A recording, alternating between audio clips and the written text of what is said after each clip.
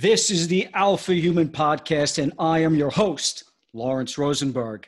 Today, I am joined by Jim Olson, former Chief of Counterintelligence at the CIA. Jim served for over 30 years in clandestine operations, mainly against Russia's infamous KGB, but also to thwart the espionage efforts of China, Cuba, North Korea, and Iran. And he has been awarded the Intelligence Medal of Merit, the Distinguished Career Intelligence Medal, and the Donovan Award. Jim is currently a professor teaching counterintelligence at Texas A&M's Bush School of Government, and he is also the author of Fair Play, The Moral Dilemmas of Spying, and To Catch a Spy, The Art of Counterintelligence. Jim, welcome to the show. Well, thank you very much. It's nice to be here. I appreciate that kind introduction. Oh, it's my pleasure. It's an absolute honor to have you on the show. I have to tell you that I read your book, To Catch a Spy, and it is a fascinating look at the world of counterintelligence, the espionage threats our country faces, and what it means to practice elite level CI. I'm talking about the processes, the methods, and the protocols. So, first and foremost, thank you so much for your service for all these years. And I guess a great way to start, especially for a lot of our audience and any of the uninitiated, why don't we begin first by explaining what is counterintelligence? Because surprisingly, I think there are many people that understand the world of intelligence gathering, but they're a bit gray when it comes to counterintelligence. Counterintelligence is a subspecialty within the field of intelligence writ large. It really consists of all the steps that any country takes to protect its people and its secrets from efforts by foreign intelligence services to recruit those people or to steal that technology or that information. And it is a big chore because we are under assault. And I don't think most people realize the extent to which foreign intelligence services right now in this country on our own turf are trying to steal our secrets and recruit our citizens. Yeah, your book really does lift the lid on what that threat is. And we're going to get into that. I really want to dig into that threat because most people are just blithely unaware of what's happening right under our noses. So we'll talk about that.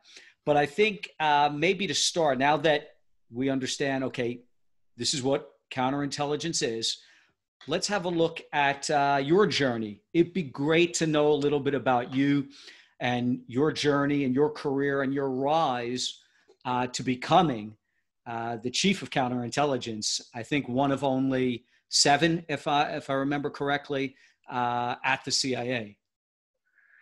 It's kind of an unlikely journey because I came from a small town in Iowa. Mm-hmm. This never would have seemed real or even a possibility for someone like me. I wasn't thinking in those terms. I graduated from the University of Iowa. I studied mathematics and economics. Then I felt called to serve the country, so I went to the United States Navy. I took a commission. I served for 4 years aboard guided missile destroyers and frigates and loved the Navy and seriously thought about staying in, but I finally decided I wanted to go back home. I wanted to go back to Iowa.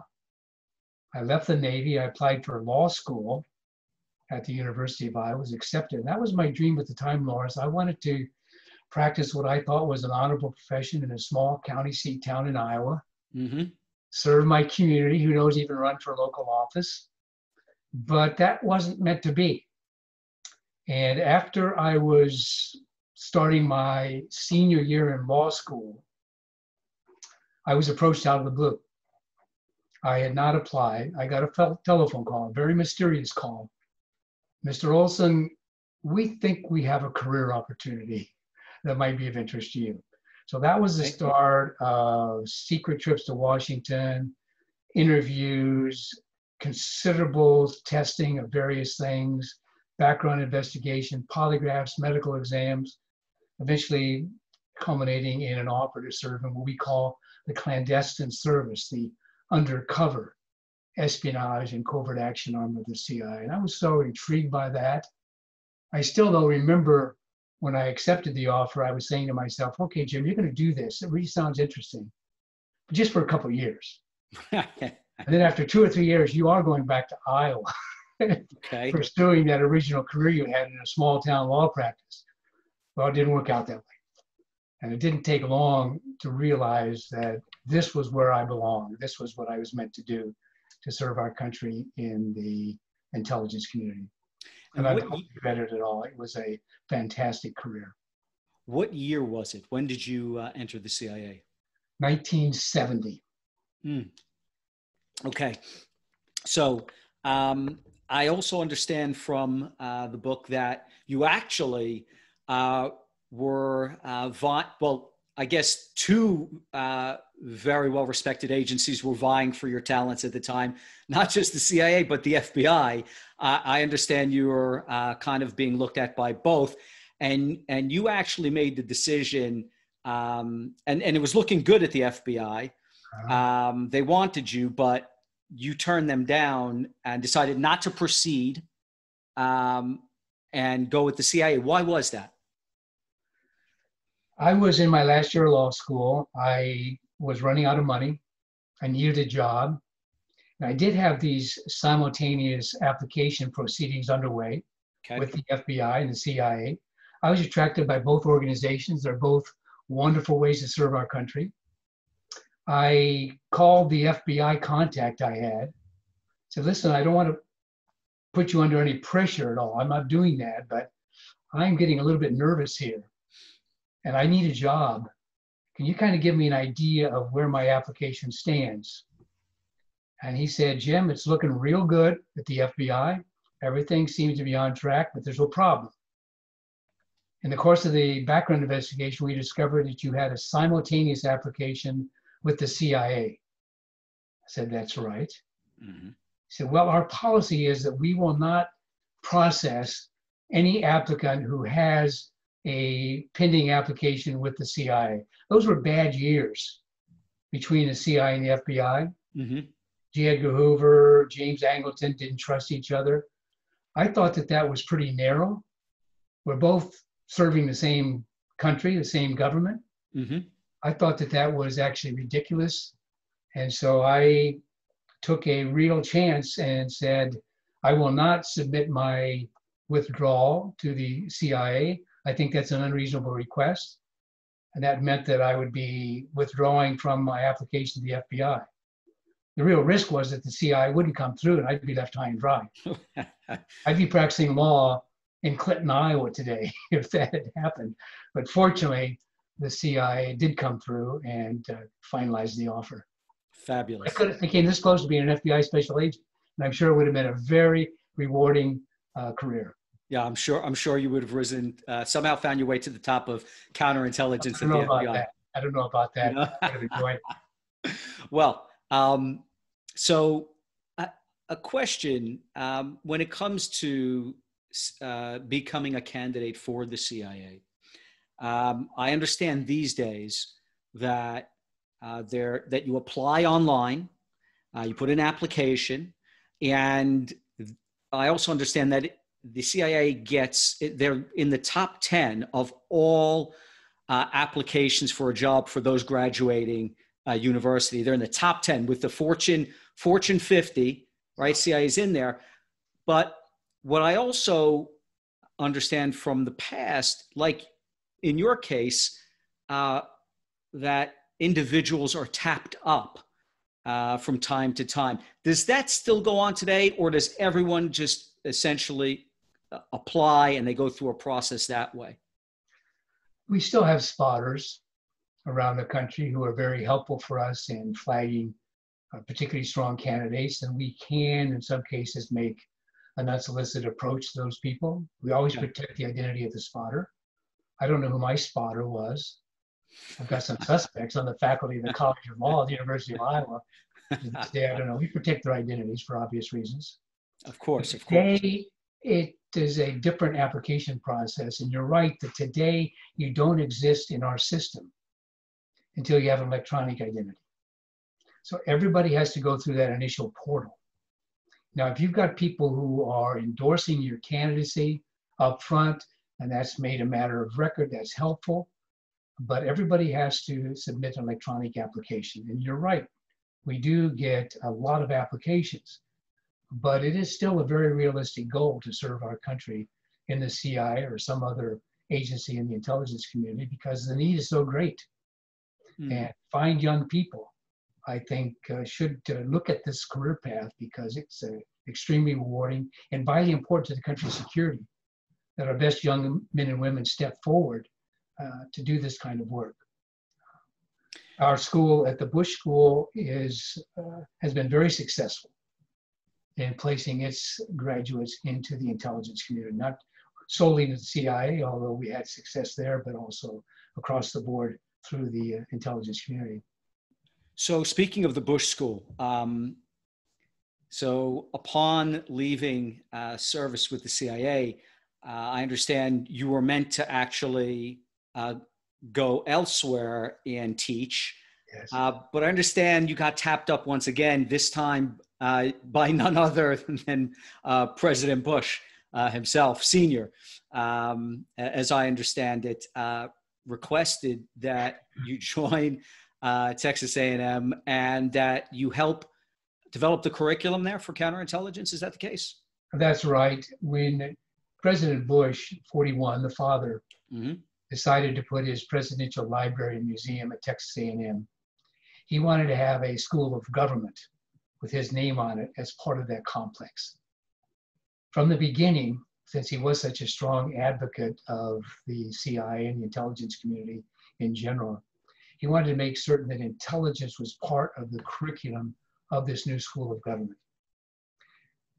I met my wife Meredith at the CIA, and we were familiar with the Bushes, of course, and I had briefed him when he was president and vice president. We worked under him when he was the director of the CIA, so we were known to him. He called the director of the CIA as the school was being established. It was George Tenet at the time. He said, "George, I'm setting up the School of Government down at Texas A&M. I want to have intelligence to be part of it. I want you to send somebody down to set up an intelligence studies program." And then he was nice enough to ask if I personally was available to do that. That was not in our planning. Meredith and I had really planned on retiring undercover. It's so much easier, so much safer, frankly. And if you go to a university, of course, you have to be overt. That meant we had to come out from undercover. But it was such an honor to have been asked by a former president of the United States to serve on the faculty of his school that when we came down here, we decided that, all right, we will accept the consequences of coming out from undercover, which are considerable. And we pledged 2 years to President Bush. We said, "Mr. President, Meredith and I will come down here. We will do everything we can. We will get this program set up. And then in 2 years, we're going to move back to Washington." He said, "Fine, Jim, that's perfect." Well, that was 22 years ago. it's like the CIA. 2-year plan turns into... But it's true that Texas A&M immediately captured us, the values, the Bush School, its mission of preparing young people for careers in public service. And as it turned out, I could not have asked for a more fulfilling second career. And then to be able to build this intelligence studies program was a dream come true for me. And to prepare young people to follow in Meredith's and my footsteps is about as good as it can get. Yeah, I mean, from reading your book, it is clear you have such a passion and keen mind for the processes and how to do things really at an elite level. So I can just imagine how rich and full of detail your courses are that you teach. One thing before we move into some of this other stuff, you talk about having to come out and be overt now when for so many decades, apparently, as it is with everyone in the CIA, no one knows what you do. You have an official cover. And if I saw somewhere correctly in doing my research, when you announced, of course, that you were going to be doing this and you came out, your children didn't even know that you were with the CIA, let alone Chief of Counterintelligence.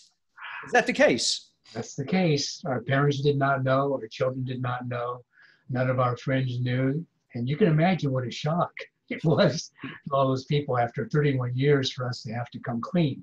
Yeah. And we were lying to everybody at that time. And our real concern initially was with our parents, that they would be hurt. Okay. We had concealed that information from them for many years, but both sets of parents, Meredith and mine, took it the right way, and that was that they were proud of what we'd been doing. In fact, they thanked us for not telling us sooner. They would have been worried sick. Yeah, when you were in those foreign countries, we wouldn't want to know you were in the CIA, what you were doing. Yeah, it was quite a shock to everybody. It was traumatic for Meredith and me. By coming out from undercover, your future travel is limited, because the truth is everything we do overseas is illegal. We break foreign countries' laws. Espionage is a crime in every country. So we are not able to travel to certain countries. Right. I will not be traveling to Russia anytime soon. Yeah. We would be subject to arrest, of course. Then there are some personal safety issues. There are a lot of people that hate the CIA in this era of targeted killing. So yes, that has been a bit of a factor. And there have been a few issues here and there. Okay. There are some bad people out there. There's some sick people out there. And if you've got somebody who's openly walking around, and Meredith and I are in that category, admitting we were in the CIA, you attract some unpleasant approaches. Yeah, I could imagine. And certainly in the days of the Edward Snowdens and this kind of thing, which I want to get into that with you in a little bit, just a question or two on that. But let's kind of dive in a little bit now, getting into some of the, we talk about the threats. You mentioned that at the beginning, the threats to our country. And I'm going to, I think, if we talk about what you say in the book and how you express this in the book, it's very powerful. So I'm going to quote you because, as you said, few Americans realize the extent, and I quote, to which foreign intelligence services are stealing our most important secrets right here at home, right under our noses. America is hemorrhaging its vital secrets and sensitive technology, and we are not doing nearly enough to stop it. How many more traitors like Clyde Lee Conrad, Jonathan Pollard, Chi Mack, Edward Lee Howard, and Anna Montez do we need before we begin to take betrayal from within more seriously? So that is, that's a stern admonition. And what I'm curious about is, why aren't we taking it more seriously? I stand by all of that. It is a very, very serious problem our country faces. I don't know why we aren't taking it more seriously. I think maybe we've become complacent. We feel that we are not directly threatened. So much of this is invisible, and people aren't aware of it. And even when it's exposed, it's sometimes pushed under the carpet. Even when we catch the Chinese, we don't really hold them accountable to the extent that we should. The Russians are out there.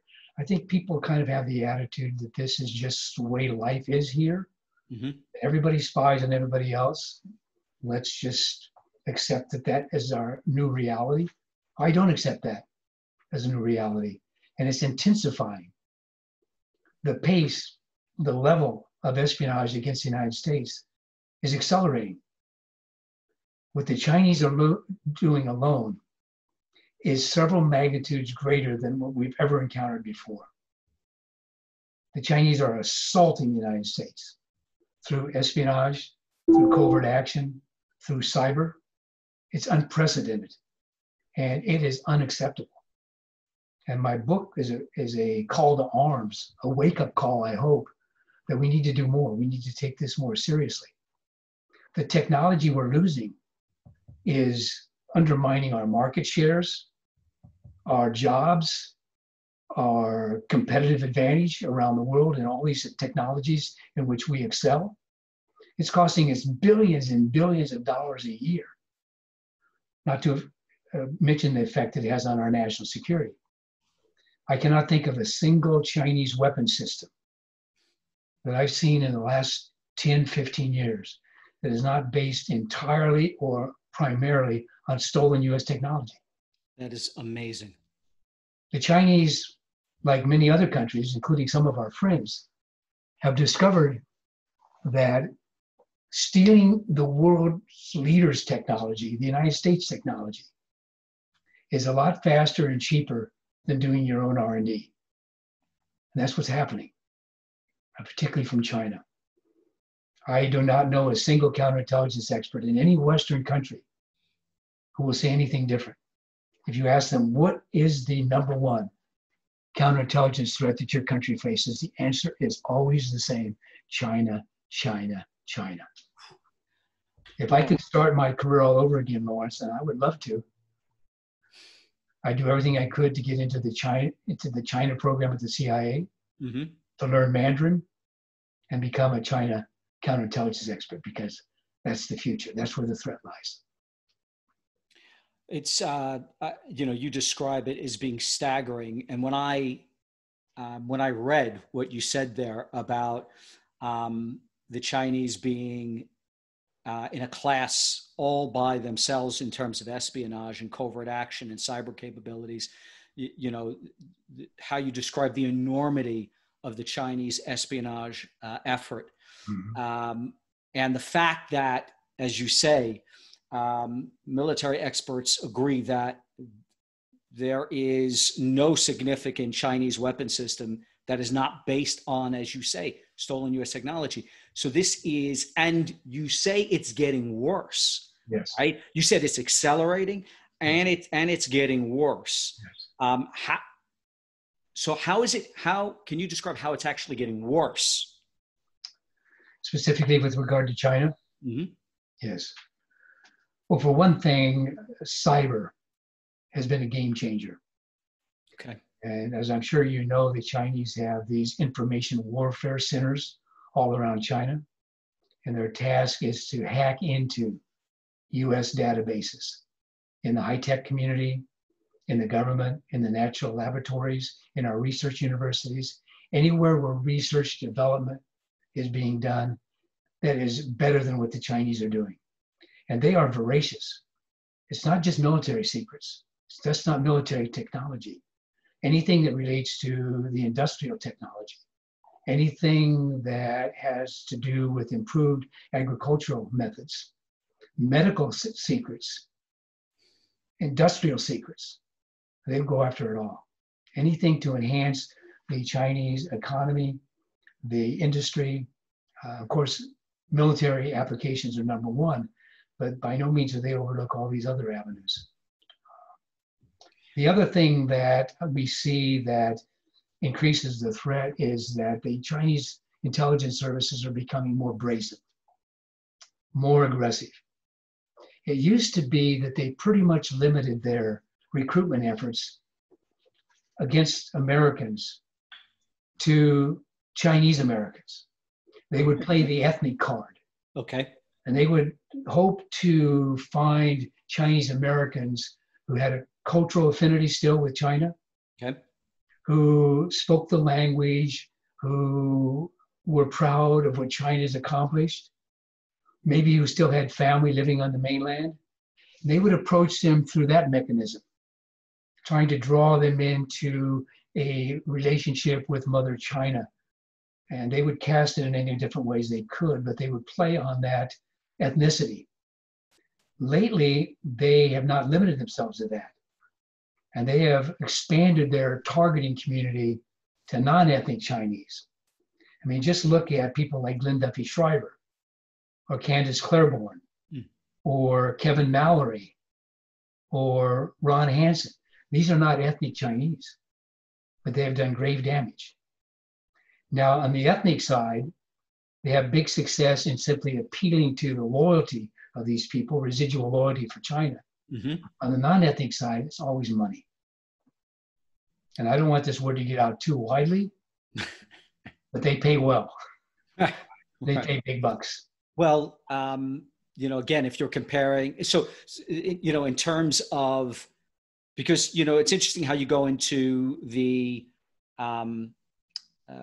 goal or the mission of of some of the biggest threats from foreign intelligence agencies. You describe China's goal as stealing technology. That's the main impetus behind, the way you describe it, behind their espionage activities. It's to steal U.S. tech.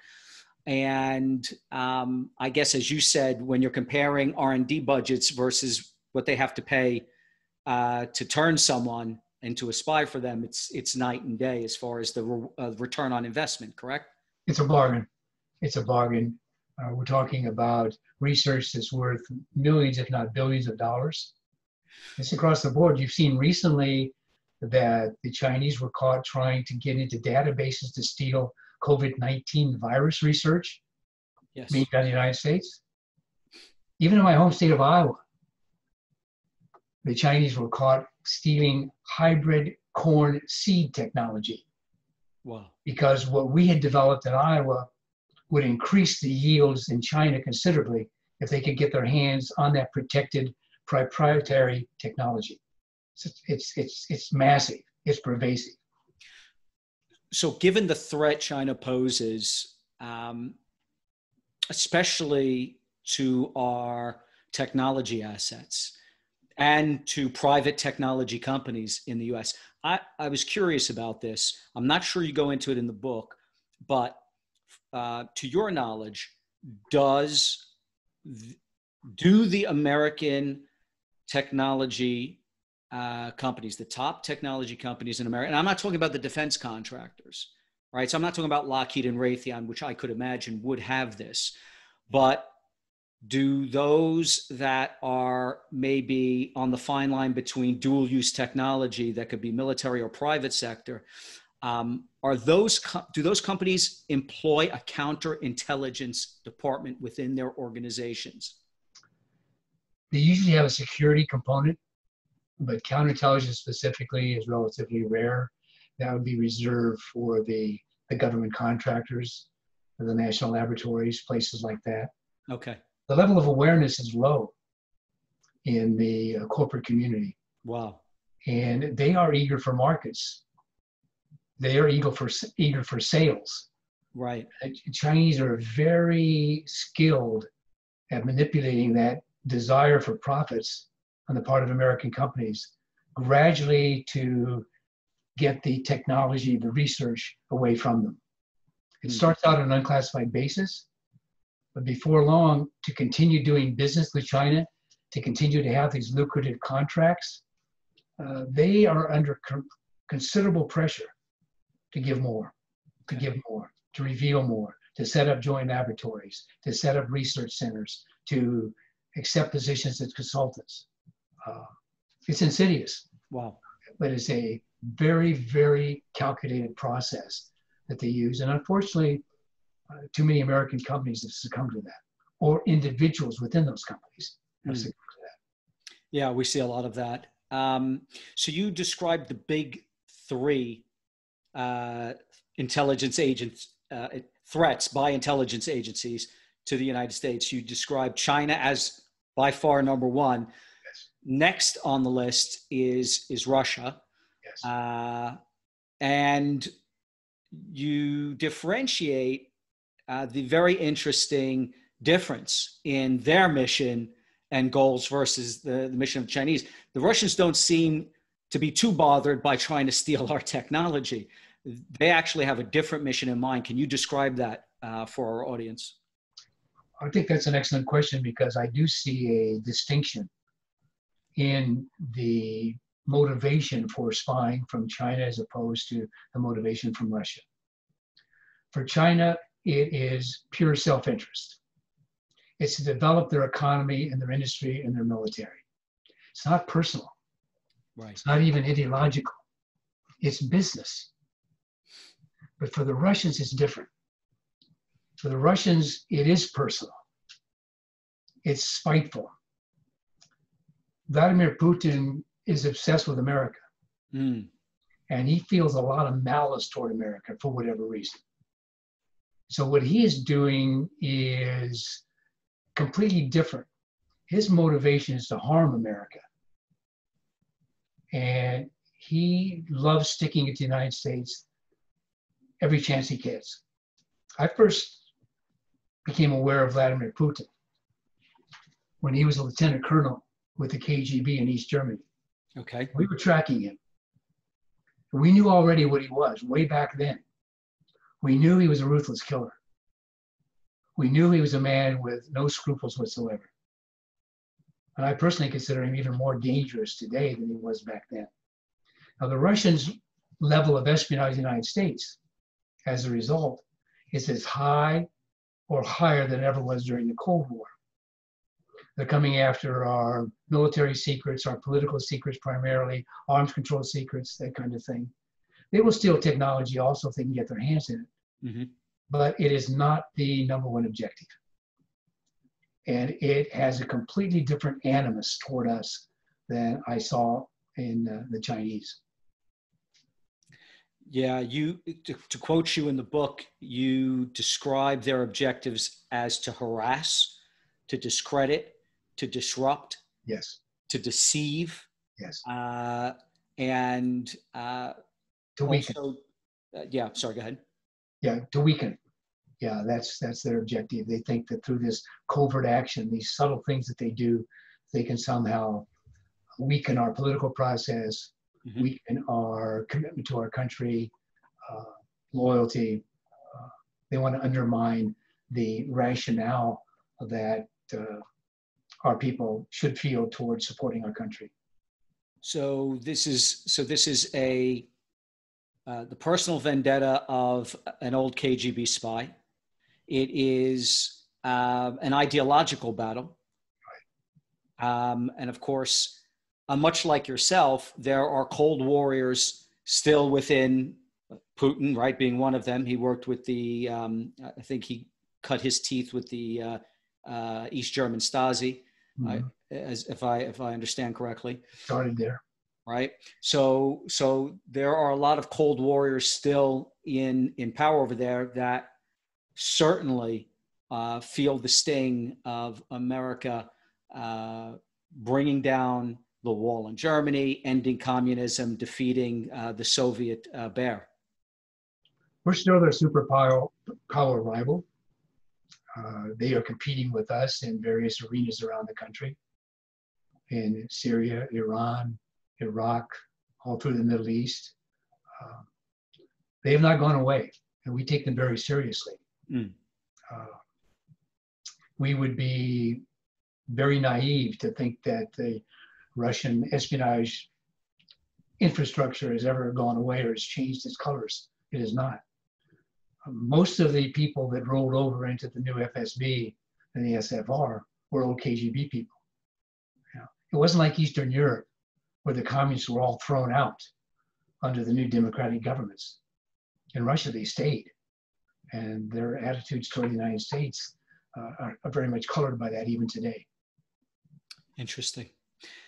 Now, the third biggest threat was, to be fair, and I remember when they were a big looming threat. I grew up, as a kid in the early 70s. So for me, the Cuban Missile Crisis was, was a fresh issue growing up, and Cuba loomed large as an ideological enemy of the United States.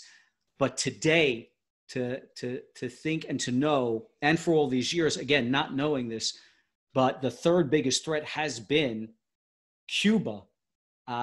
Very surprisingly, I'm going to quote you here because it was quite surprising. And again, if I didn't know this, there's so many people that don't understand that. To quote you, pound for pound, the Cuban DGI may be the most effective intelligence service that U.S. counterintelligence faces. It cannot compete with the Chinese or the Russians in terms of overall damage to U.S. national security, but that is primarily a function of its smaller size and narrower objectives. We are lucky that Cuba is as small as it is, because otherwise we would be in big, big trouble. Can you please elaborate on the threat and the superiority of the Cuban intelligence services? Oh, don't get me started on Cuba. I worked a lot in my career against the DGI, against Cuba in general. They are a very formidable adversary. They were very professional. They were very disciplined. And they had a vendetta against the United States. Castro focused all of his efforts in national security to bringing down his Yankee neighbor, to attacking us. They were impenetrable. They were tough. We had very little success against them. We underestimated them, and we paid a real price for that.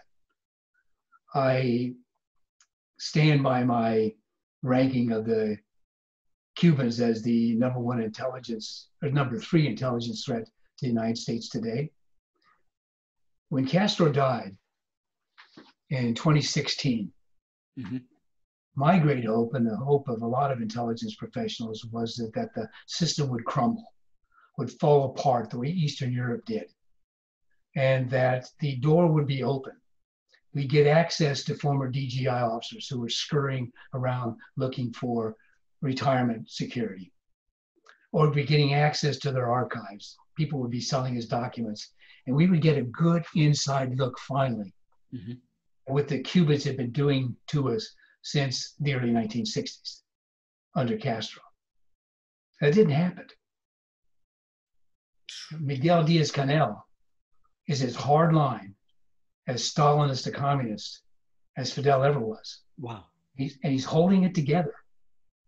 And the DI, as it's now called, is still focused very, very, almost exclusively on the United States. And they're causing a lot of mischief. And I'm getting tired of hearing about, people like a Philip Agee, or an Anna Montez, or the Myers, Kendall and Gwendolyn Myers, the Avispa spies. The Cubans have penetrated our government. They are all over South Florida.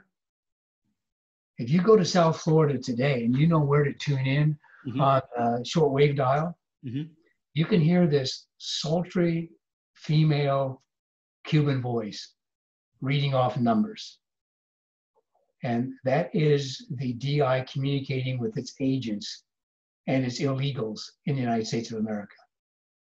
And they are very aggressive and conducting a lot of operations. And I don't like the way they do it. They're vicious. How so? They, killed the pilots who were going to Cuba on humanitarian missions. They have killed people around the world. They have leased themselves out as surrogate armies for so-called freedom fighters around the world. They're all over Venezuela. We know their role in Nicaragua with the Sandinistas. Yes. We know what they did in Angola and elsewhere in Africa. They've been a thorn in our side forever. And I've had enough of it. And what really annoys me is that they beat us. I mentioned in the book, To Catch a Spy, that one quiet Sunday afternoon when I was chief of station in Vienna, I got a call from the Marine Guard, and he used the parole we'd set up to indicate that there was a walk-in at the embassy. So I drove in, not expecting much, because most walk-ins did not prove to be of much value. As I walked in, I saw two Latino-looking people sitting in the lobby. Mm-hmm. I walk up to the Marine desk. Corporal, what do we have? Two Cuban official passports. The gentleman was Florentino Aspiaga Longa. Wow. Wow is right. A high-ranking DI officer. The first real look we'd ever had into the DI or the DGI earlier. He had been the head of the DI station in Prague. He and his teenage girlfriend were on the run. They came to Vienna. They wanted a new life for themselves in America. And he started telling us everything that they had been doing against us. It was staggering, to use your word again. The success that they'd had against us. And of course, the most shameful success was, as we learned, the Cuban DGI had doubled all 38 recruitments that we CI thought we made on island against Cubans. They controlled them all. We were duped. They were all doubles. Unbelievable. And it was a masterful performance by the DI. Then, of course, once Aspiaga blew it out of the water, Castro used it as a public shame of the United States and the CIA for having fallen for their double agent operations. So, the Cubans have been bombarding radio waves against American personnel in Havana. We don't know exactly what they're doing, but we do know that it was harmful to the health of our personnel. And in the book, I say, we don't know in the intelligence community what exactly they're doing. Are they activating listening devices?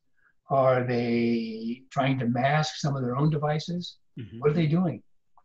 And I concluded, based on my long-held feelings about the Cubans, that they could have been doing it simply to harm the health of Americans. They are that hateful toward America. And so I asked you not to get me started, because I lose my cool when I start talking about Cuba, because I have no use for the Cubans whatsoever. And I will dance, I will celebrate when communism finally ends in Cuba and freedom returns, and we can find out what it is that they've been doing to us over the years. Because I guarantee you, we only know the tip of the iceberg. Amazing, amazing. They're much better than the KGB ever was in terms of discipline. As you say, in terms of tradecraft, in terms of professionalism. As you say in the book, the KGB taught them, but then like Socrates and Plato, right? The student became the master. That's right. It's a good analogy. Yeah, that's true. Phenomenal. Before I want to move on to your 10 commandments, but before I do that, one other question, because we talk about, threats. What a lot of people don't perceive as a threat, and maybe it's a low-level threat, but nevertheless, a lot of people would be surprised to know that our allies spy on us as well. So can you speak a little bit towards the spying that is done by many of our closest allies, except for maybe the special relationship we have with the UK? Yeah. Everybody pretty much spies on everybody else. The only real exceptions to the United States are what we call the Five I countries. The UK, Canada, Australia, New Zealand, and Canada. Canada, did I mention them all? Canada, UK, yes. Australia. Yeah, the 5 countries. That's right. Anglophone countries. We call it the Five Eyes. That's right. The 5 Eyes. By formal agreement, we don't spy on them, and they don't spy on us. And that's been respected over the years. It's a beautiful thing, this collaboration we have with the powerful intelligence services, those other countries, and the sharing that goes on. We're all stronger as a result. Other than that, all bets are off. Even the Israelis, our dear friends, our close allies, got caught with their hand in the cookie jar. It's not the only espionage operation that the Israelis have run against the United States. They risked this bilateral relationship when they saw low-hanging fruit in Jonathan Pollard and he gave them valuable intelligence. And of course, it's all been blown out of the water. Yep. But that is a wake-up call to all of us that you can't take anybody for granted. If the temptation is great enough and the gain is perceived as great enough, everybody will spy on everybody else. And the allies are like the Chinese in that they're after our technology. They want to steal technology that gives them a competitive edge, things that are more advanced than what they're doing, that they neither copy or surpass in their own laboratories. So that's the thrust of the so-called friendly spy. And it is across the board. And, we're pretty adult about it. Mm-hmm. When we catch a friend, so-called, spying on us, we'll slap their wrists. We'll tell them that we're going to withhold the liaison relationship for a short time. Mm-hmm. We all get over it. We accept the reality that everybody spies on everybody else, Mm-hmm. And the United States can't get on the soapbox and claim any kind of moral superiority because who is the leading power in the world in spying on friends? Gotcha. It's us. It's us.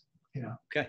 The Five Eyes get a pass, but it's well documented that the CIA is very, very aggressive.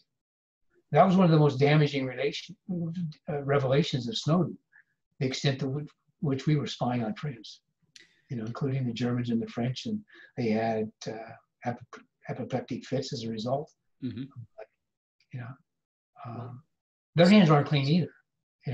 I found it ironic that the French and the Germans complain so much about our spying on them when we can document chapter and verse on what they've been doing to us over the years, particularly the French. Speaking now of Snowden, so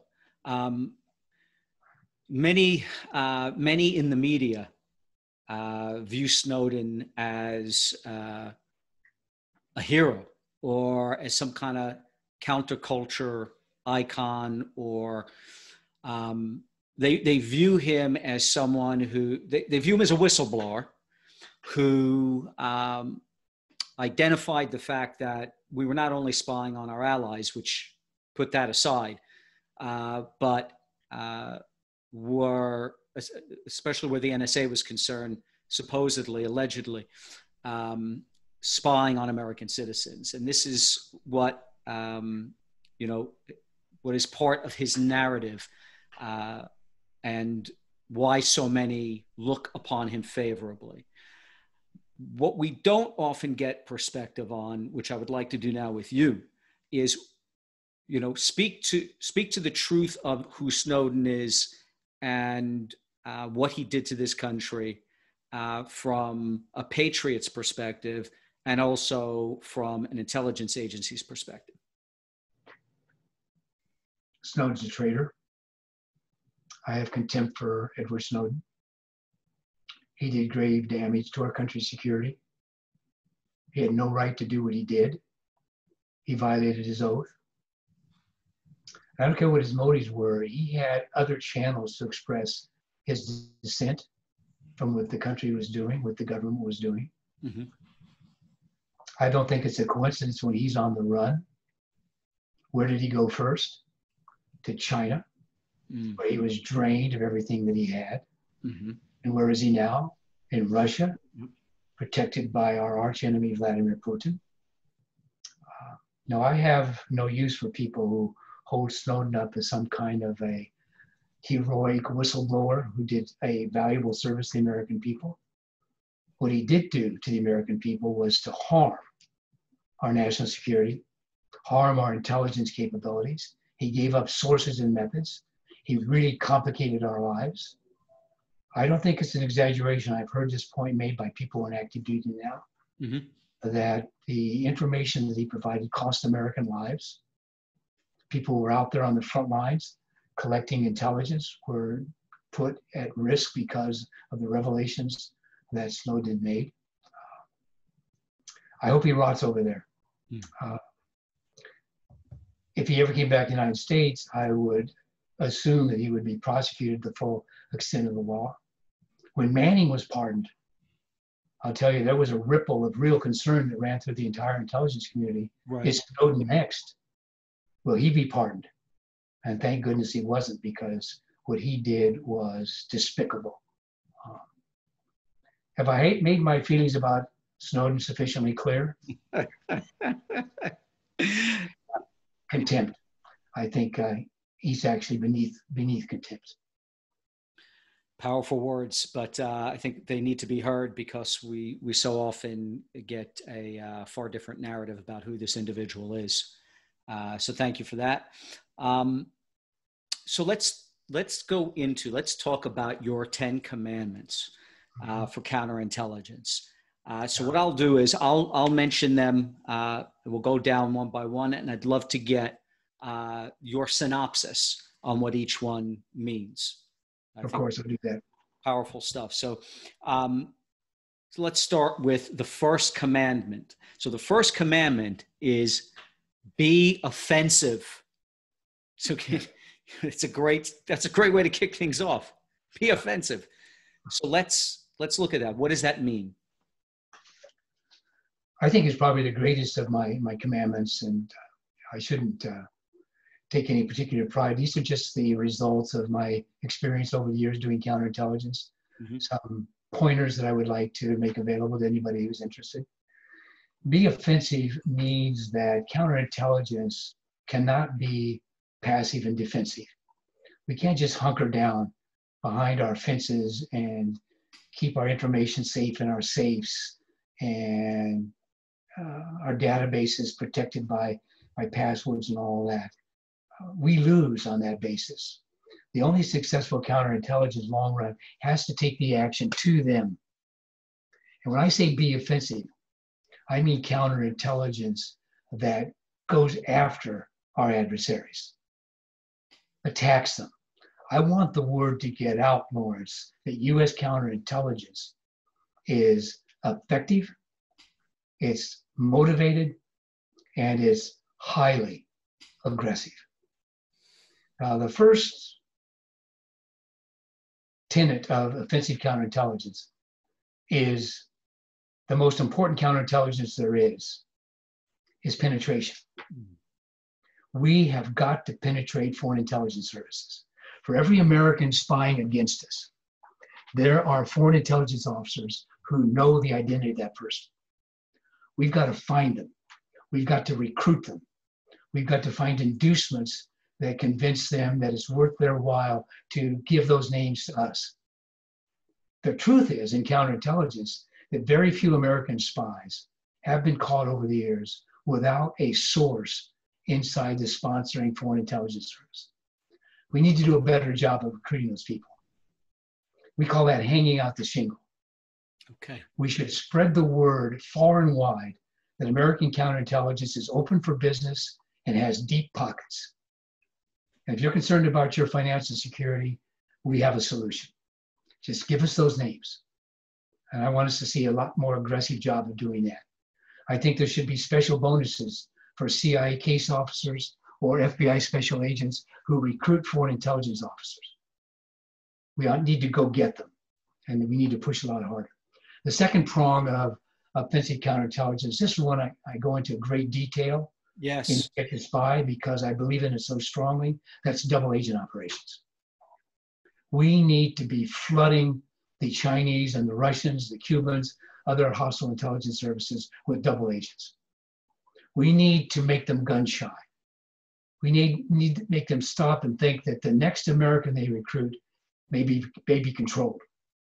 And we're not doing enough of that. As you saw in the book, I call double agents the caviar. Yes, I saw it. Because in my experience, there's nothing juicier or more delectable than a good double agent operation. We don't have time for it here, but in the book, I have a whole chapter on what the benefits of a good double agent operation are, and they're considerable. And it's an untapped resource that I think we should do a lot more against. So penetrate and run double agent operations. Fantastic. And if we do have some time at the end, there was one or two questions I wanted to ask you on that, because you do devote a significant amount of time in the book to that, and it is absolutely brilliant stuff. It's inside baseball, isn't it? It really is. I tell you what. The second commandment, honor your professionals. Counterintelligence professionals have not received the credit that they are due, in my opinion. We have been discredited. We have not received the awards that we should have for our successes. For many, many years, counterintelligence was considered a less than desirable career path. The people weren't rewarded properly. That was true over at the FBI. It was true at the CIA. And a lot of that was our own doing, because by our excesses, our abuses under James Jesus Angleton at the CIA and J. Edgar Hoover at the FBI, we deserve to lose our reputation for probity. We didn't do a very good job, and we didn't always do it following all the regulations we should have. We got ourselves in trouble. So the result was that counterintelligence became kind of the refuge of the underperformers, the mediocre people. The best people did not go into counterintelligence. When I first joined the CIA, the word was out, Jim, don't go anywhere near counterintelligence. Wow. It's a career dead ender. So I kind of find it kind of ironic that I not only ended up there, but consider it the most attractive part of this whole profession. But we need to do a better job of making certain that our counterintelligence professionals are respected appropriately. You mention the abuses of James Angleton, and you mention him a lot in the book, yes. Which is, he's quite a fascinating character in CIA lore. And you even, I know in the book you describe meeting him, but can you expand a little bit on who he was and how he tarnished counterintelligence for the CIA? Yeah, well, it's true that I think Angleton's legacy destroyed counterintelligence to the CIA. Angleton was a patriot. He believed in our country, but he fell prey to overzealousness. And that is an occupational hazard for us in counterintelligence. Angleton believed that his mission to protect America was so important that he could use any methods available to him to pursue that end, legal or not. And it was very easy for Angleton to roam into the illegal side. Things like MH Chaos, Hanatol, some of the other abuses under Angleton. You cannot excuse. He believed that he was doing good things, but he believed he was above the law. So when you do a steady diet of counterintelligence and you mire yourself into conspiracy and doublethink, you can lose your bearings. Paranoia creeps in, and it definitely crept in with Angleton and his subordinates. They began to see ghosts everywhere.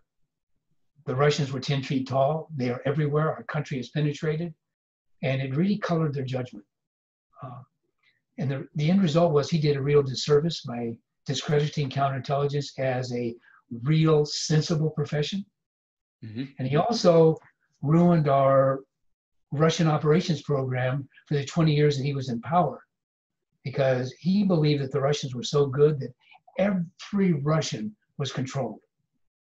Any recruitment that we thought we made, he didn't allow us to run because it was doubled. Right. And all defectors were bad by definition. So we had no sources. 20 critical years of the Cold War, we were blind from human intelligence because Angleton was too smart to fall into their traps. So those are the things that Angleton did to undermine the effectiveness of counterintelligence. And it took us a long time to recover from that, to rehabilitate counterintelligence as a profession. Yeah.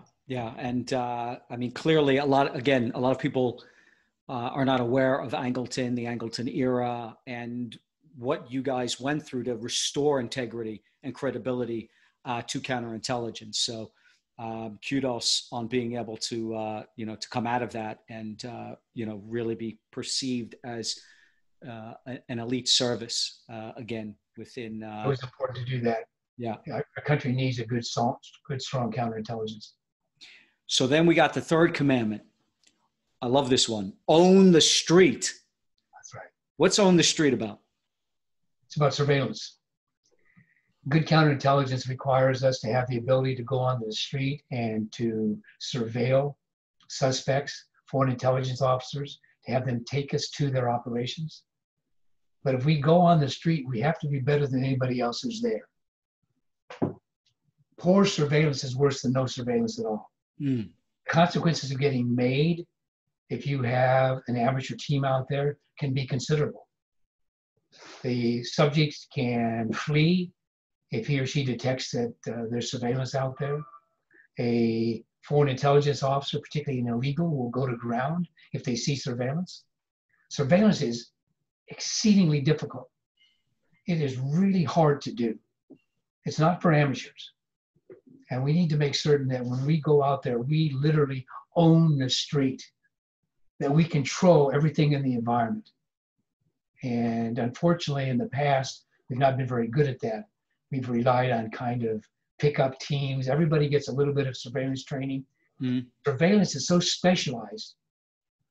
When I was training surveillance teams, I did not put them into the fray on the street against professional intelligence officer targets for at least a year. Wow. Because they had to be trained up. They had to run against a sophisticated target and not be made. I would run against them myself because of my experience. And that was fun. I enjoyed doing that. And I would determine when they were ready. And it takes a long time to get them up to the skill level to own the street.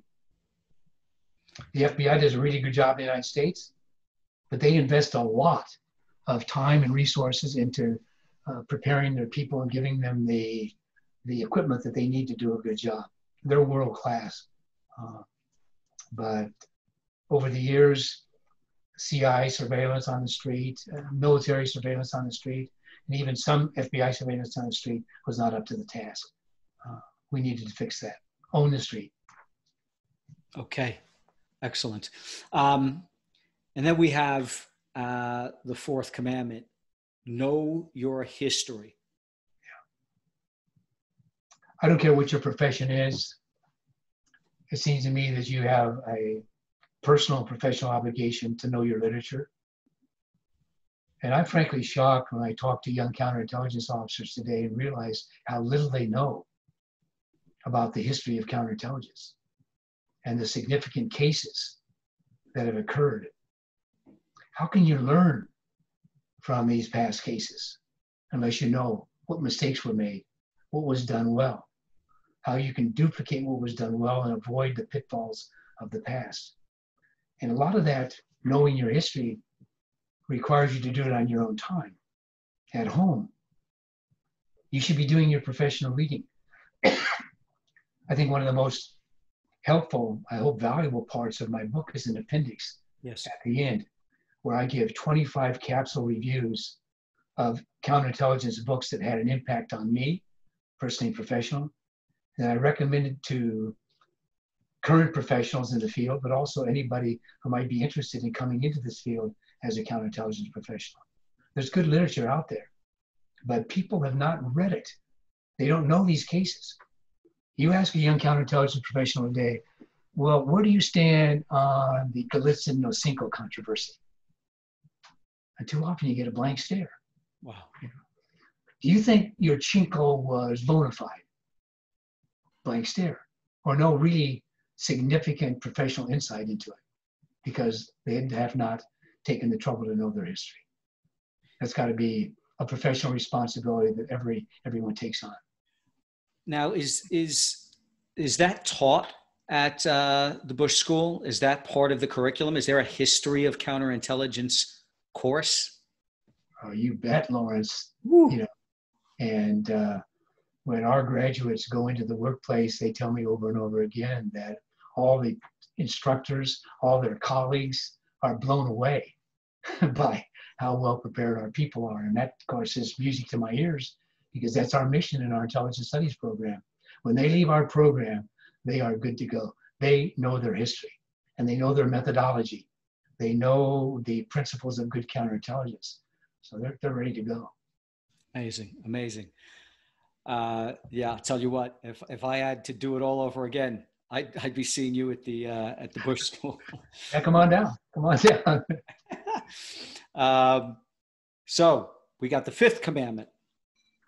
Do not ignore analysis. Now this one surprised me because in that chapter or in that commandment, you talk about how counterintelligence analysis in the United States has historically been the weakest part of counterintelligence business. Yes. Wow. That was something I didn't expect. I always, again, if you're a layperson and, you're a fan of counterintelligence, of spy films and novels, and, you think of the analyst piece, it wasn't Jack Ryan, right? Jack Ryan, Tom Clancy's character was an analyst who got into the field, and you think of analysts as, so I was very surprised to hear that. So tell us about tell us why it's so important and where it's lacking. For many, many years, analysis was undervalued. The operators received most of the resources, most of the attention. That's where the glory was. Everybody wanted to be an operator. And there was this myth many, many years ago that's persisted, that a good operator can do his or her own analysis. And that's not true. Analysts and operators are different kinds of people. A good analyst has a different thought process. And to be a good analyst requires specialized training in methodologies. And we weren't getting that. We were really good at collecting. We had good operators. Take NSA, for example. They did a magnificent job of collecting all that electronic intelligence that was out there to be grabbed. It was fantastic. But where did they fall down? They didn't have enough analysts to make sense of it, to convert it into disseminable intelligence, to brief it to the policymakers so they could benefit from this gold mine that was collected. So a lot of it was underutilized or even not utilized at all. Wow. Wow. So NSA belatedly, we're talking within the last 15 years or so, discovered that it needed to upgrade tremendously its analytical components. Same thing happened at the FBI. Special agents were their own analysts.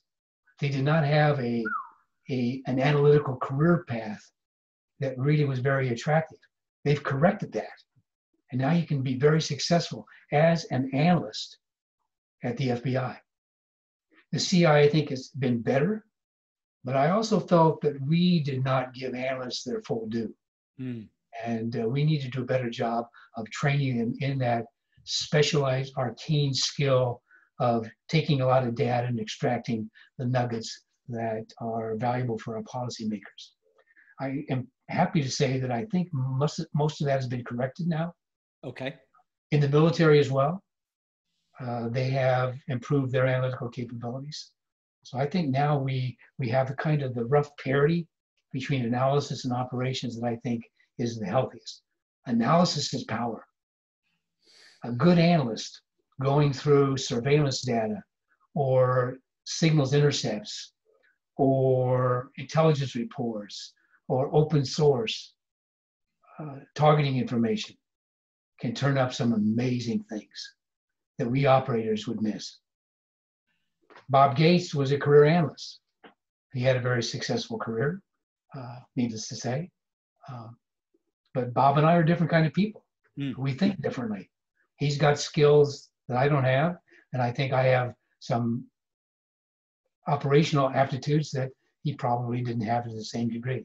So you can't expect people to do the other's job.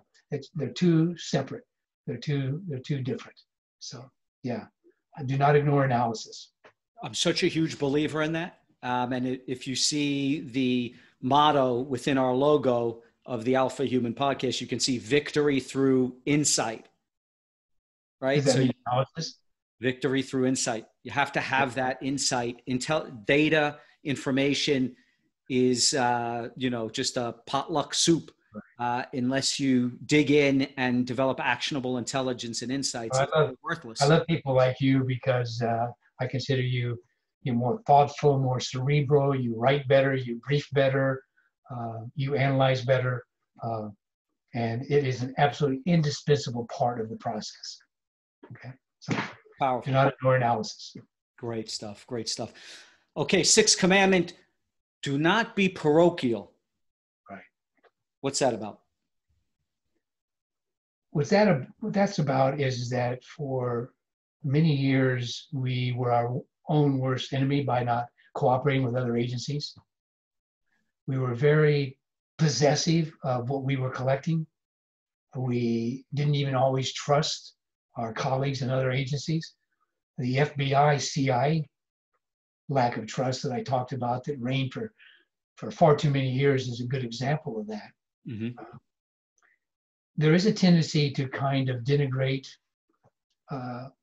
your colleagues in other agencies, to badmouth them, even to ridicule their failures, their shortcomings, to hold yourself up as superior, not to treat them as the equal partners that they are. And that's very destructive. We're not serving the American people as a community if we're not working together, if we're not collaborating, if we're not drawing on the best that each agency can contribute to the process. That had to be broken down because the tendency was to be parochial. I think we've done a lot more community-wide things now. The training, I think bringing us all together under the D&I structure has some salutary effects in that regard. When I was on active duty, if I found one of my officers bad-mouthing the military or the FBI, I called him in and corrected him right away. They're as professional as we are. They have as equally valid mission as we do. And we're going to work together. We're going to respect them. And if you're not on board for that, you've got a big problem with me. Because that's the only way to get this job done. What we do is hard. Counterintelligence is excruciatingly difficult. And the only real way to do it is together. And so I preach that, and I'm pleased to see that parochialism has broken down over the years. This was one of the criticisms of what came out of 9/11. Yes. Right? Yes. The stovepiping of information, whether you're FBI, CIA, DIA, NSA, all of the different intelligence agencies were not sharing because it's human, it's natural human manners or instincts to be tribal and to have turf wars and right. So now I understand that, as you say, under the new program, there's a National Counterintelligence and Security Center. Yes. Right. Is that correct?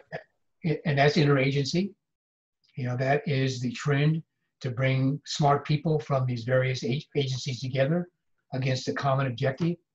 And everybody benefits from that cross-fertilization that you get dealing with people with slightly different backgrounds, slightly different viewpoints, slightly different methods. The end result is far superior than we would get operating on our own. Yeah, I love that. I love that community-wide approach to these problems. And I think that dovetails nicely into your next commandment when we're talking about bringing everyone together, because the seventh commandment is train your people, right? Yeah. Train your people. Right.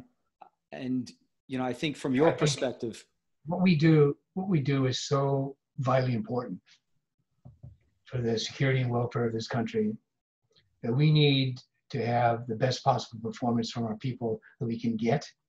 And that means train them endlessly, train them profoundly. And I think we're pretty good at that. When I was on active duty, it So sometimes, frankly, a little bit irritating. You've got a mission to perform in your office, counterintelligence, for example. You look around, and many of your best people are off being trained somewhere because it is a constant process. We're always being updated. We're always being trained into new disciplines.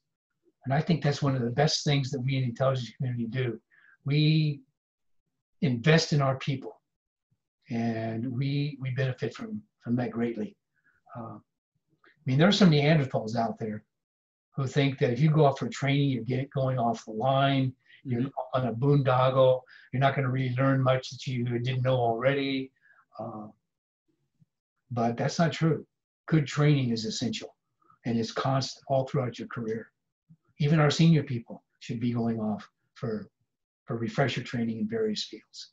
I think that's one of the strengths of the intelligence community, of the military. We are committed to training, and that's such a good thing. You pointed out that a good bellwether of whether or not counterintelligence would be effective would be the amount of training that it's doing. If training gets pulled back, that's a bellwether of what's of what it portends, what's to come. Yeah, that's a good point, because when you're in a crunch situation, if you've got a crisis going on, if there are demands for your people all around the world, one of the first things that you're tempted to do is to cut back on training. And I think that's a fool's bargain. I think that that's very short-sighted. Even in times of high crisis, we should not shortchange training, because we'll pay for that later. Yeah, in fact, I think one of your concerns was, if I remember correctly, is it the NCIX, right, where they wrapped in national security into counterintelligence? Big mistake. It diluted the mission. It diverted resources away from pure counterintelligence into this broad basket of security. Fences around embassies, the thickness of walls, secure spaces. That's not counterintelligence. So I was opposed to that. And you saw that some other professionals also expressed very vehement opposition to that transition. Yeah. And that's one of my concerns, Lawrence, is that little by little, counterintelligence is being eroded. We're being chipped away at. Some of that's understandable, because there are other vital threats to our security: proliferation, counterterrorism, counter-narcotics, organized crime. All those things demand personnel. I just wish that in some cases it wasn't at the cost of stealing personnel from counterintelligence. One of the reasons I was really looking forward to doing this episode with you, Jim, is because if the general public understands the threat that we face from the incessant spying of the Chinese, of the Russians, of the Cubans, of the North Koreans and the Iranians and Americans, and if they truly understood that, because most people don't know how much of a threat this is and how destabilizing it is to our superiority as the world superpower. If that becomes part of the public nomenclature, popular culture, if we understand that, then counterintelligence will be given its rightful due, its rightful budgets, its rightful attention. Well, thank you for saying that. I couldn't agree more. I think our first line of defense in counterintelligence and in national security in general is a well-informed public. That's why people like me write these books, because we want to inform the American public of what's really going on out there, because the truth is that they, in general, don't have much of an idea of the extent of the danger we face. So we've got to inform the public, and we'll get the support when they realize how vital it is that we get that support. Hopefully we get that support before something drastic happens right? That's always the danger. So this is a great segue into 8, right? Because if you look at the 8th commandment, right? Don't be shoved aside. Tell us about don't be shoved aside. Counterintelligence can be very inconvenient. People don't like us. We almost always bring nothing but bad news. We tell people why they can't do what they're doing or what they're doing is flawed. We're the skunk at the garden party. Wow. We're not popular. And you know that going into it. Because our message is going to interfere with the smooth running of their operations. The operators don't want to have someone looking over their shoulder. Right. And telling them that this operation has problems. It could be controlled. There are indicators. This operation is not producing what it should. You need to take another look at it. This person is not quite what he or she seems to be. They don't want to hear that because there's a bias on the part of the operators to have their operations be good, to have the intelligence that they produce to be valid. So they don't want to have naysayers. They don't want to have a hard, objective outside look. And so you get stiff-armed a lot. When we set up the Counterintelligence Center as an independent center, where we were going into the operating divisions to provide objective, unbiased counterintelligence support, they said, no, thank you. We prefer to do it ourselves. Can you describe the center? Because a lot of people are not aware that the CIA created this center within. Yeah. This was an offshoot of the disrepute that counterintelligence had fallen into, that kind of lingering legacy from Angleton, that counterintelligence really wasn't a good, solid career path. And the mission suffered as a result. Our counterintelligence was bad. Rick Ames could get away with what he did for so long because we did not have good counterintelligence soon enough. In the 80s, when you had the decade of the spies, finally people, including the director of the CIA, the director of the FBI, finally said, enough is enough. We're being had right and left. Where's our counterintelligence? Well, Mr. Director, it's not very good. It's not properly organized. We don't have the best people in it. Fix it. And one of the bright decisions that was made, in my opinion, was, okay, we're going to fix it. We're going to make it as good as we can possibly make it. And that means that we need a center. We can't allow on a closed, hermetic unit just feeding on itself, people who are all the same, like-minded operators from the DO. We need to draw on the strengths that we have community-wide. So to get a center, we said, all right, do not ignore analysis. We need good counterintelligence analysis. Where are the best analysts? They're over in the Director of Intelligence, Director of Analysis. Where are the best security people? They're over in the Office of Security. Where are the best SIGINT people? They're over at NSA. Where are the best law enforcement people? They're down at the FBI. So we brought all those different backgrounds, those strengths together, regardless of agencies. Wow. And it was a chemistry which was novel at the time. People said, you can't do it. You're a different kind of people. You won't get along. You won't be even able to communicate with one another. Nonsense. And it blossomed. And we proved the concept of the center. And it's been duplicated in other areas as well.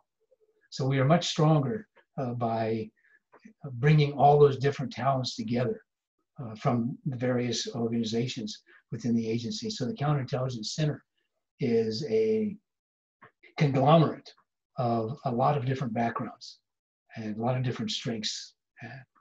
I think it's one of its real strengths. But the danger is still there that CI is shoved aside. Yeah, you've got to impose yourself.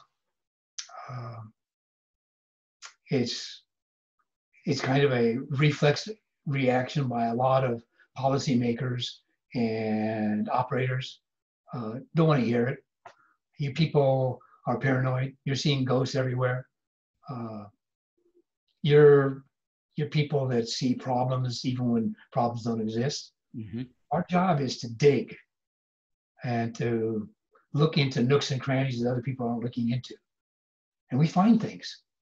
And I think we provide a very valuable service. But we only can do our job if you let us in. If you tell us we can't have access to the files, we can't have access to your personnel, we can't have access to your spaces, we can't do our job. I had to go to the 7th floor more than once to overcome the opposition I was getting from one of these barons sitting down in one of these geographic divisions who didn't want independent counterintelligence poking into their operations. But I had the support of the director. You know, some of my friendships with my colleagues were affected. But you got to be pushy. You got to be pushy. I think I mentioned in the book that if counterintelligence were ever to have a mascot, it should be a pit bull. Pit bull. Yes. It will not take no for an answer. That's right. I love it. The mascot is the pit bull. They don't let go. No, they don't. And So, they grab on. They grab on. Well, the thing is, you know, I think that your next commandment explains why there is this kind of pushback. You know, you bring up Angleton. You bring up that, oh, you know, you guys are seeing problems, ghosts. You're seeing issues everywhere. You guys are paranoid, right? But the 9th commandment is do not stay too long. And I want to quote you from the book. Well, actually a quote that you used to start the 9th commandment off. You begin the chapter with a quote from the book Wilderness of Mirrors. And it's, quote, "The game attracted strange men and slowly twisted them until something snapped." And apparently that phrase, Wilderness of Mirrors, is attributable to James Angleton. So can you speak to that wilderness of mirrors and what it means, you know, to just not stay too long? What's the danger? Yeah. Well, not only Angleton, but other people also demonstrated that same kind of paranoia. A steady diet of counterintelligence can be hazardous to your mental health because it is a labyrinth. It is a wilderness of mirrors. Reality becomes twisted, distorted, because you're living in a world of deception. You're living in a world of conspiracy, of betrayal, and it is very easy to lose your bearings in that kind of a world if you do that all the time. I required my officers to rotate in and out every couple of years. Mm-hmm. Go out and ventilate your thinking. You know, work with the operators for a couple of years. Get a new point of reference. You have a better understanding, and then you'll come back refreshed. You'll come back as a better counterintelligence officer. Because if you do this nonstop for a long period of time, there's almost an inevitability that you will end up like an Angleton, twisted. Angleton stayed for 20 years. My successor in counterintelligence told me that after about 2 years of doing counterintelligence, he knew what I was talking about. Wow. He said, I felt that paranoia creeping in on me, and I had to get out. The actual title of my book, of my commandment, Don't Stay Too Long, is a quote from my wife, Meredith, who was in the CIA with me. Mm-hmm. When I got the cable from the director when I was chief of station in Vienna, directing me to go back to do counterintelligence, Meredith and I went out for a walk that night so we could talk. And Meredith knew the reputation of counterintelligence. she knew what it did to people. Mm. And she said, Jim, if you really feel called to do this, if you really want to do this counterintelligence job, okay, but don't stay too long. Because she knew what could happen to her husband. Yeah, wise words, exactly. You know, you talk about how, it really is incredible, because you talk about how Angleton went down the paranoia rabbit hole, only to have someone else within the CIA, you described this I forgot the individual's name, spend years investigating Angleton because of all things he ended up trying to put a case against Angleton that Angleton was a Russian spy. Yeah, there's a lot of sick think that is produced in the bowels of counterintelligence, and that's a good example. Only because Angleton was no spy, but in the mind of that other counterintelligence professional, which had been frankly warped by the same process, he could make the case that Angleton was the spy. It seems absurd in retrospect, but it did great harm to U.S. counterintelligence over the years, and we needed to correct that. Now, you one last thing on this. You mentioned the righteousness trap. Yes. What is the righteousness trap? It's very seductive. We're all prone to it, particularly those of us who believe so strongly in our mission, our purpose, our professional purpose, what we devote our lives to, protecting this country. You can, if you don't resist it, fall into the righteousness trap. You can become convinced in your own mind that what you're doing is so important for the security of our country. It is so righteous. It is so inherently good. It is so essential that to get there, you can cut corners. You can violate laws. You can treat people badly. You can commit other abuses, because in your mind, what you're doing is so righteous and so important that all of those lesser crimes are justified in the process. That's a real trap, and a lot of people have fallen into it. Take Iran-Contra, a really good example. Wow. A lot of good people were convinced that the security of our country depended on supporting the Contras in Nicaragua against the Sandinistas, and they violated the law to get there. And I tell my students, violating the U.S. law is never acceptable. You violate your oath. You violate the trust that the country's put in you. Violating the law is never an option.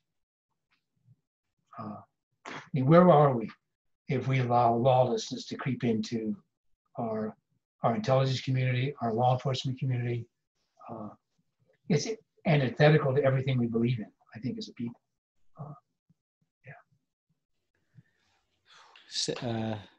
Sage advice. Final commandment is, it's inspiring, right? But it also speaks to the patience needed to do what you did for so long, to do what your trainees need to do, and that final commandment is, it's powerful words. The 10th commandment, right, is never, ever give up. Can you speak to why, especially in counterintelligence, it's not just a rallying cry, it's actually a hazard of the job? Yeah, that's so true. Counterintelligence is rarely instant gratification. It's tedious. It is starting with a small thread, a fragment, and you need to build on that. And it's going to be slow. It's going to be painful. You're not going to see much progress. As I write in To Catch a Spy, it is no fun to go into the office every day and see that Gordian knot there and realize that it is never budging. It's not been unraveled. It's not been cut. It's the same Gordian knot that you had last month and even last year. But if you stay with it, if you never give up, you will have what I call that eureka moment, when suddenly you get the break. You get that small piece of intelligence. You get the surveillance report. You get the intercept. You get the defector who puts you on the right track, who makes sense of it. It all comes together. Eureka. It's there. Look at some of the case studies that I've done in my book. Look at the Conrad case. It was so easy to give up because our Army colleagues in counterintelligence had just little pieces to indicate that there was a traitor inside the US Army in Germany with access to their top secret documents. When they tried to zero in, the suspect list was in the thousands and thousands. Where do you even start? Can you imagine the tedium of going into the office every day as a counterintelligence analyst for the Army, going through file after file after file?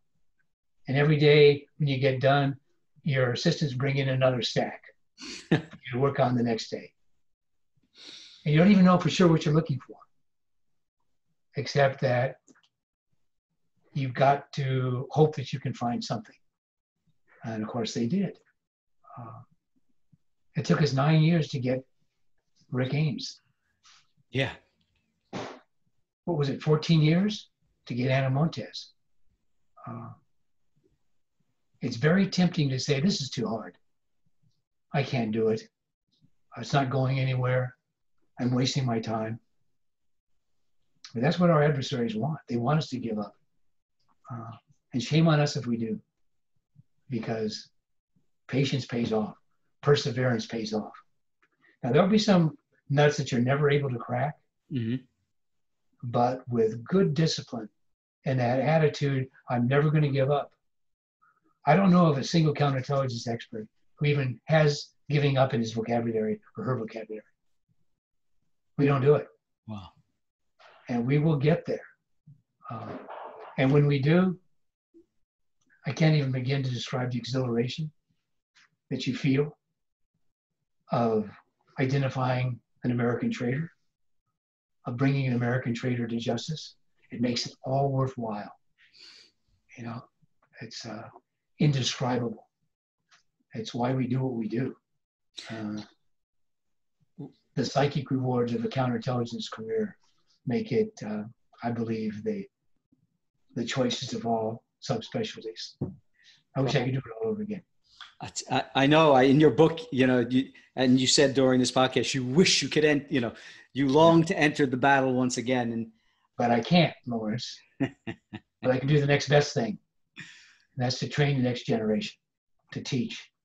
And I can't begin to tell you how satisfying that has been to work with these quality young people down here, launch them into the same kinds of public service, national security careers that Bereft and I were privileged to have in our career. Thank you, George Bush, for giving me that opportunity to come down here. That's fantastic. Absolutely fantastic. And I'll tell you what, if your students who go on to these careers are as passionate as you, and if they're as intrigued and curious and interested as you are, and love what they do, and are as dogged like a pit bull as you are, then our enemies are in a tough spot. Well, they're better than I ever was. Amazing. And they're going to go off and do some very important work for our country. You know what, Jim? I want to be respectful of your time. We spent a great conversation together, and it's been so interesting to talk to you and learn more about this. And I know our audience is going to be fascinated by what you've discussed as well. There's so much more I wanted to talk to you about, especially double agentry. So I hope you will come on the podcast again. We could do a whole podcast on double agency. That's what I'm talking about. So I hope, I hope you'll come on again to talk about that. But thank you so much for coming on. And I implore everyone who's listening to get your book, To Catch a Spy. It is truly a wake-up call for this country. Well, thank you, Lawrence. Thank you, Alpha Human Podcast. It's been a real pleasure. And thank you also to everybody who will be watching and listening. I really appreciate your interest in counterintelligence and your desire to inform yourself about the threats our country faces. Jim, keep doing the incredible work you're doing at the Bush School, and Godspeed. Thank you very much, Lawrence. Thank you.